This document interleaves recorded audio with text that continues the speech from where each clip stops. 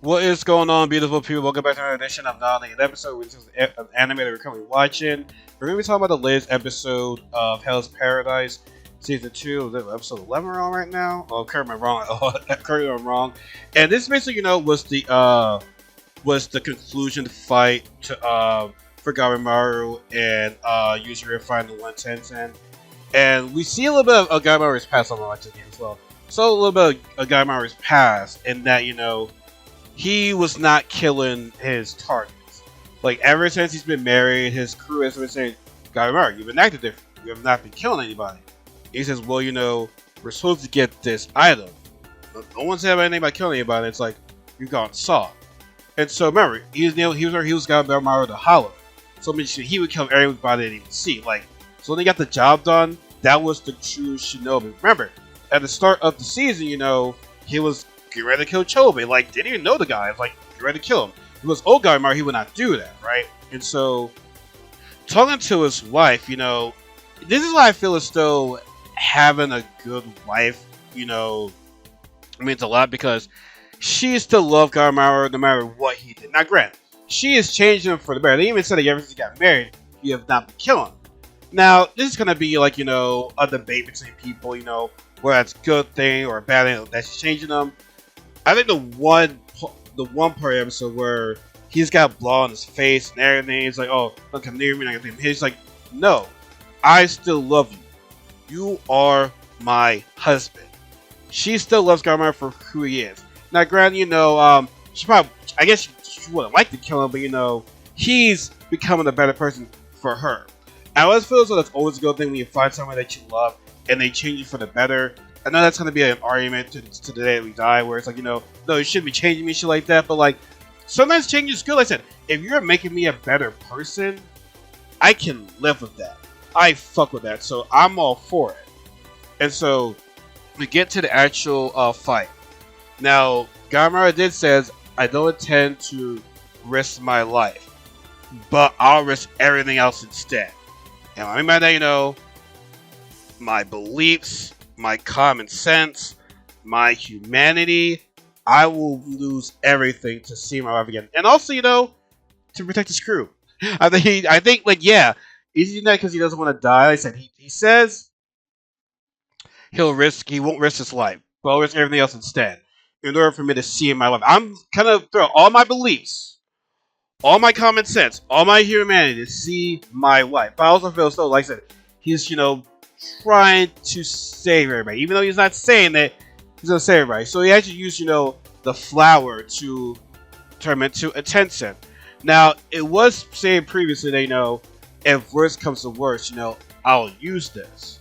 Now, Chobe, he used it, he was fine. He also had something to live for, which is his brother. Now, he was also dying, so apparently, when you have, all this Tencent plans going into you, if the more you're alive, it will kind of overtake you. So you kind of have to be like doing nothing. Like you have to be on the verge of death. Because when you're dying, it's nothing. So it's like it's almost like putting your mind at ease when you about anything right there. But obviously, you can't think about anything when you're dead. So since Gabimaru died, the Tencent power took over him, and now we see that Gabimaru has become a Tencent. Now, I think it's going to be like a big debate where if people like, Gabimaru using this and, losing all his humanity. Because, like, we see Gabimaru, he's very talented. Like, he is very, very, very well, he's a good fighter, right? But, well, let me know what you guys think. Do you like the fact that he sacrificed humanity? Because I feel as though, okay, they had no other choice. Like, they were going to lose that fight. Like, they had no other choice. So, like, he had no other choice but to use the flyer. But it's like, I was like, dang, because the others, I mean, there we go, and Shion, Shion's, I guess, is built differently too.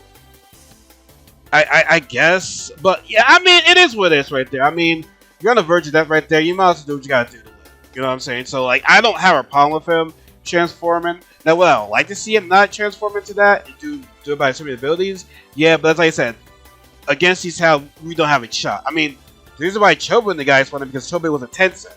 So, like, yeah, they obviously could win that fight. So yeah, but Yuzuru is like, you know what? I'll help you. The fact that he hurt me, he dirty my clothes, which she says, I'll only live for myself, fight for myself. But I like that the criminals, the criminals and samurai, they all turn to like each other, even though they won't say it. But like they develop like I wouldn't say a bond that's like maybe a respect factor. Like I don't want to say friends, but like they do care for one another, and so Yuzuriha and Garamara were working together to fight this guy. I forgot his name. What his name is again? I can't seem to find his name, but y'all let me know in the comment section below. But no, they were finding them, and like it looked like they had a little bit of the upper hand, but like even though just using the tens of powers, he still was not able to like fully use the powers. So the guy still had the Shigami form. Not Shigami. The guy still had his advantage over them right there. So it was not like a determined like factor, but like he did get the healing regeneration ability, so like it did help. But they kept on fighting and fighting and firing them to actually burn that time, because it's revealed that when they're in their Shikage form, they only last for an hour. After an hour, they can't do anything. Like they're kind of like, I won't say do anything, but they're powerless. They can't do anything for a good amount of time after they use up all their forms. So like they basically they were just distracted him for to use all of his form, but then he'd be nothing. Now Garamura grabs him to try to finish him off. He says, Yuzuru, go ahead and kill him. But he says, oh, she can't do it, because if she does, she's gonna use so much of her talent, she'll be dead. She'll exhaust herself. But Yuzuru still did it. She still attacked them, knowing that this could be the end of her life. And they killed him. They killed their guy. They killed the guy. And so Garamara's getting ready to leave. Yuzuru is like, I'll catch up. Don't worry. He's like, sure? She said, don't worry about it. He's like, thank you for saving me. She's like, yeah, whatever. But when she says, oh, I'll catch up, we're like, I think we all kind of know that, she's like on her last breath. And, she has flashes of her sister. And her sister says, you think of anything bad, we're getting ready to die? Think of happy thoughts. And Yuzuru, reveal, she got all these battle scars on her. And I saw somebody on Reddit said this: when you're a shinobi, you gotta disguise a lot of things. When you're a shinobi woman, you gotta look at you're all beautiful and everything. Which, yeah, that's actually a true statement right there. Like, shinobi, when you're a shinobi, you got the power of deceiving. And so Yuzuru, to see everybody saying that, revealing that she has all these scars through all these battles that she had. So she revealed all the scars, and it looked like Yuzuru is dead.